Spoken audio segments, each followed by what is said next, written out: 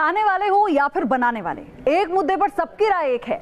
ठंडे ठंडे मौसम में गर्मा गर्म जलेबी अगर मुंह में जाए तो ये दिल मांगे मोर। तो न्यूज नेशन पे आज हम आपको जलेबी कैसे बनती है ये नहीं बताएंगे, हम जलेबी की स्टार कास्ट से मिलवाएंगे और उनसे ढेर सारी बातें करेंगे कि आखिर ये फिल्म जलेबी कैसे बनी है। तो इस वक्त मेरे साथ स्टूडियो में फिल्म के हीरोइन रिया साथ हैं, वरुण साथ हैं और महेश भट्ट साहब, शायद मुझे इंट्रोडक्शन की बिल्कुल भी जरूरत नहीं है, और साथ ही फिल्म के डायरेक्टर पुष्पदीप भारद्वाज भी हमारे साथ हैं। आप सभी का बहुत बहुत स्वागत है न्यूज नेशन पर। शुक्रिया। क्योंकि मुझे लगता है महेश जी की न्यू कमर्स हैं और मूवी आने वाली, तो शुरुआत में इनसे करती हूँ। आपसे तो बहुत सारी बातें मुझे आप दोनों के साथ करनी है।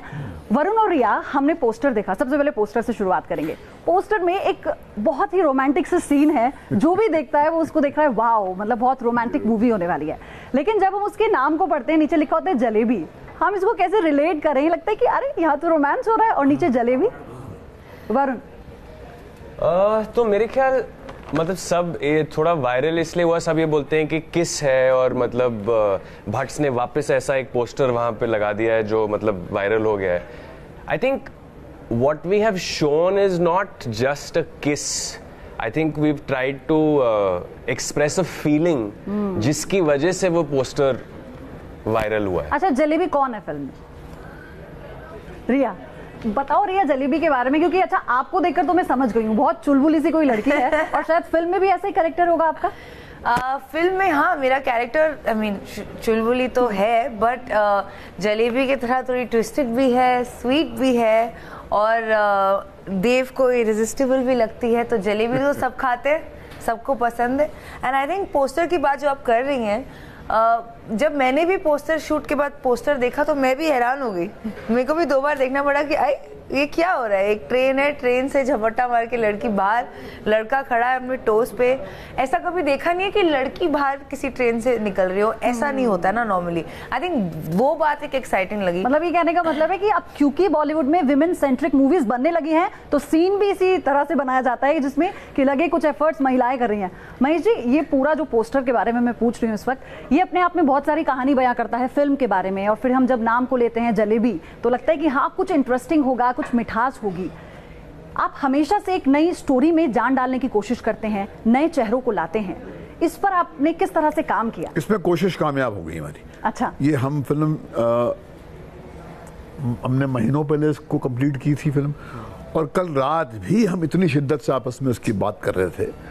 और बहुत कम होता है कि रिलीज के 2 रोज पहले या 1 रोज पहले आप इतनी शिद्दत से महसूस करते हैं कि जो इसमें हमने अब की बार बोया है वो वाकई दिल से निकला है तो दिल तक पहुंचेगा। जैसे ही हमने शो शुरू किया तो रिया ने गुनगुनाना शुरू कर दिया था और मैं इस पर आती कि गाने इतने हिट हो रहे हैं, गाने पूरी मूवी के, और हर एक गाना, ऐसा नहीं कि सिर्फ 1-2 गाने, जितने भी गाने इस वक्त आ रहे हैं।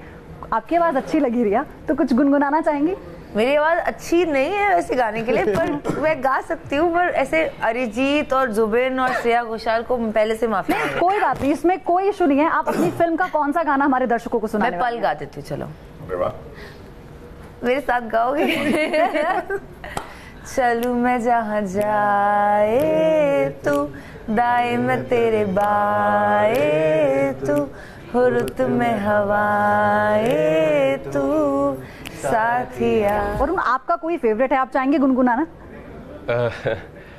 मेरा फेवरेट आई थिंक पहले के जैसा is one of my favourite. तो मैं अकेले तो बिल्कुल नहीं गाना चाहूंगा, अगर कोई साथ में गाएगा तो मैं गा लूंगा।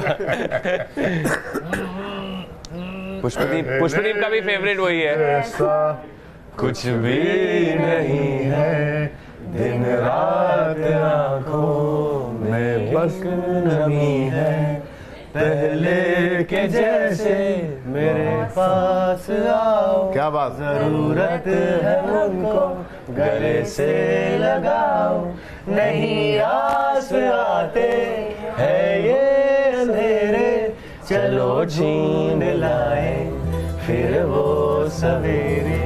वरुण, एक दिल्ली वाले लड़के का किरदार निभाना, मतलब मुझे लगता है कि जब लड़कों की पर्सनालिटी की बात आती है ना, तो लोग ऐसा कहते हैं कि यार दिल्ली का लड़का, मतलब पर्सनालिटी, टफ पर्सनालिटी, और एक कहते हैं कि लड़कियों पे इंप्रेशन छोड़ना तो दिल्ली के लड़कों के बाएं हाथ का काम है।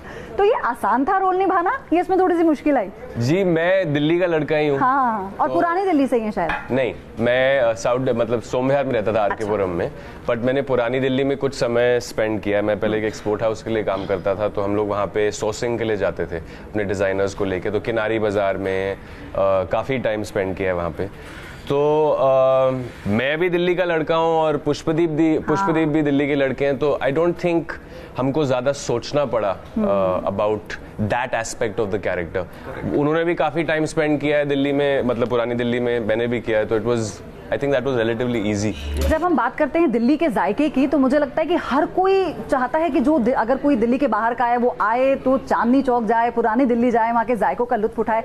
तो क्या इस फिल्म की शूटिंग के दौरान भी कुछ ऐसा हुआ कि जायकों की बातें हुई? नाम तो उसी पर है, और कौन कौन सी ऐसी बेहतरीन चीजें थी जिनका मतलब मुझे लगता है कि स्वाद आप लोगों ने चखा होगा? और कुछ किया ही नहीं हमने जायके उठाए। पराठे वाली गली, छोले भटूरे, यही काम था हमारा। शूट करेंगे बाद में, पहले वो दिल्ली के जायके हमारे पेट में जाने चाहिए, उसके बाद एक्शन में आते थे हम लोग। तो बहुत मजे किए। ये यहाँ का जो फूड है रिया, अगर दिल्ली में आप बता रहे हैं कि जैसे आप लोगों ने शुरुआत ही कहते हैं ना कि पहले पेट पूजा फिर काम दूजा, अगर पेट भरा हो तो सब कुछ अच्छा सा होता है। तो ऐसा हुआ फिर आपके साथ भी? बिल्कुल बिल्कुल। और पुरानी दिल्ली में शूट करते वक्त ऐसा मन करता था कि शॉट के बीच में भी यहाँ से छलांग मार के उस गली में जाके एक पराठा खा के आ जाऊं, लेकिन फिर पुष्पदीप कह रहे थे कि पराठे जैसा नहीं दिखना है, आप जलेबी हो। तो इसके लिए मैंने थोड़ा कंट्रोल किया अपने आप को, पर छुप छुप के खाया। अच्छा वरुण, पूरी मूवी में आपका एक स्टेप है, जब आप खुश होते हैं तो शायद वो स्टेप करते हैं, और बीच में रिया ने भी आपका साथ दिया है। प्लीज थोड़ा सा हमारे दर्शकों के लिए आप बताएंगे वो कौन सा स्टेप है, हम भी देखें। ये मुझे अपने डायरेक्टर को कन्विंस करना पड़ा था ये स्टेप डालने के लिए। अच्छा। तो कुछ ऐसा स्टेप है। अरे वाह, बहुत ही अडोरेबल स्टेप, और थोड़ा लाउड है, पोएटिक है, तो मुझे लगा कि जब वो खुश होता है इतना तो कोई स्टेप होना चाहिए उसका। अब एक नया कैंपेन चला हुआ है मी टू करके, आपने सुना होगा उसके बारे में, उस पे आपकी राय मैं जानना चाहती हूँ। पहले मेरी राय तो यह है कि एक मुबारक मोड़ है जहां पर हमारी औरतों ने कम से कम वो चुप्पी जो उन्होंने सदियों से साथ कर रखी थी वो तोड़ी। तो मगर क्या ये एक बहुत ही लिमिटेड स्पेस में ये क्रांति घटते हुए नजर आ रही है? क्योंकि हिंदुस्तान बहुत बड़ा, एक बहुत समंदर जैसा मुल्क है जहाँ पर हमारी औरतों के साथ में नाइंसाफी सदियों से हुई है। और जब हम दुर्गा पूजा का त्यौहार मना रहे हैं तो क्या हम नारी को वाकई जिस तरह पूछते हैं मंदिरों में, क्या हमने उनके साथ में वो व्यवहार अपने घरों में, अपनी सड़क पे, अपने वर्क स्पेस में किया है? जवाब आता है नहीं। तो एक बात समझ लेनी चाहिए कि ये मी टू मूवमेंट जो है, इसकी क्रांति जो है ना, हैशटैग लगाने से या ट्विटर से या फेसबुक से कुछ उसमें परिवर्तन आएगा नहीं, ना ही ये पब्लिक ओपिनियन के कोर्ट में।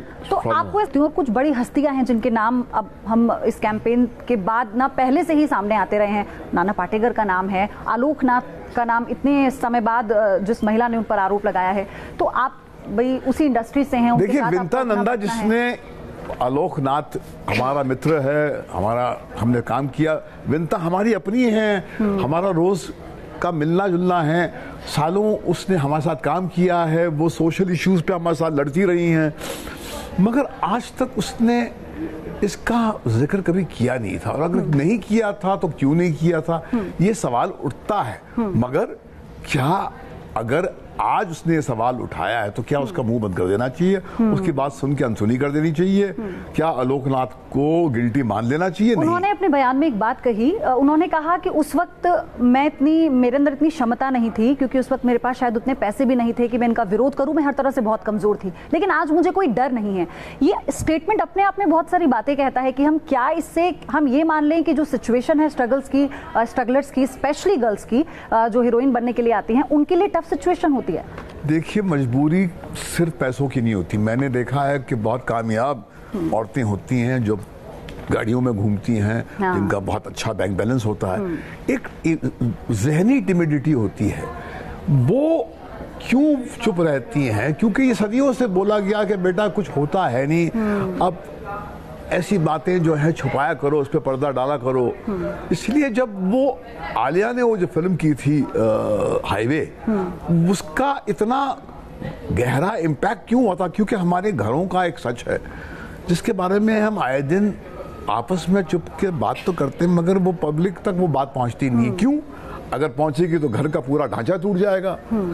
तो हम वर्क प्लेस में रहते हुए कड़वा घूंट पीकर जो है जेल लेते हैं, और फिर अचानक जब ऐसा एक माहौल बनता है तो आपके पुराने घाव जो हैं फिर ताजा हो जाते हैं। मी टू मूवमेंट कहाँ जाएगी ये तो आने वाला कल बताएगा। अच्छा, तो ये अभी जो हमने थोड़ा सा चर्चा की थोड़ी सी ना खट्टी हो गई क्योंकि हम जलेबी की बात कर रहे थे। अगर फिर से हम मिठास पे वापस लौटे तो छोटे से सवाल है, मैं लूंगी आप दोनों से स्पेशली, और आपको बताना है रैपिड फायर राउंड है छोटा सा, जिसमें 3 या 4 सवाल होंगे और फिर आप मुझे जितना जल्दी बताएंगे क्वेश्चंस उतना अच्छा होगा।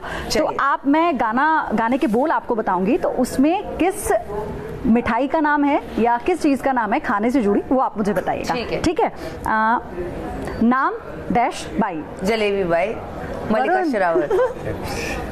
मतलब वो फिल्म में भी आगे आपसे ज्यादा बोल रही है और यहाँ पे भी वो आपको पीछे छोड़ देंगी। अच्छा, हम भी अगर बच्चे होते, नाम हमारा होता बबलू डब्लू, खाने को मिलते लड्डू। ये हमारी फिल्म में यूज किया है वरुण ने। अच्छा, ये यूज किया है। Happy birthday to you. अच्छा, एक और चीज, अगर वरुण, ये सवाल मेरा रिया आपसे है कि अगर रिया जलेबी है तो वरुण कौन है? Kaju katli. He's a kaju katli. Look at his face। अच्छा, अब मैं पुष्पदीप आपसे भी पूछूंगी, वरुण आपसे भी और रिया आपसे भी। भट्ट साहब को क्यों छोड़ दिया? नहीं, क्योंकि उनके लिए पूछूंगी ना। अच्छा, अब आप बताइए कि वो काजू कतली है, वो जलेबी है, तो महेश जी कौन है? महेश जी है मिठाई का डब्बा। No, he's a सॉर्टेड मिठाई का डब्बा। He's a prasad, he's a peda. Maybe he's a prasad. He's a prasad from God. Yes, definitely. It's a big thing. Ganpati का प्रसाद। गणपति का प्रसाद है हम सबके लिए। सॉर्टेड मिठाई का डब्बा, हर अलग अलग मतलब चीजें हैं उसके अंदर, हर तरह का टेस्ट हो जिसमें। तो जलेबी की मिठास अगर आप चखना चाहते हैं, यानी कि फिल्म को देखने के बहाने, तो प्लीज आप जरूर जाएं और फिल्म को देखें क्योंकि इन लोगों ने मेहनत की है। लेकिन आप बने रहिएगा न्यूज नेशन के साथ क्योंकि यहाँ खबरों का सिलसिला कभी नहीं थमता।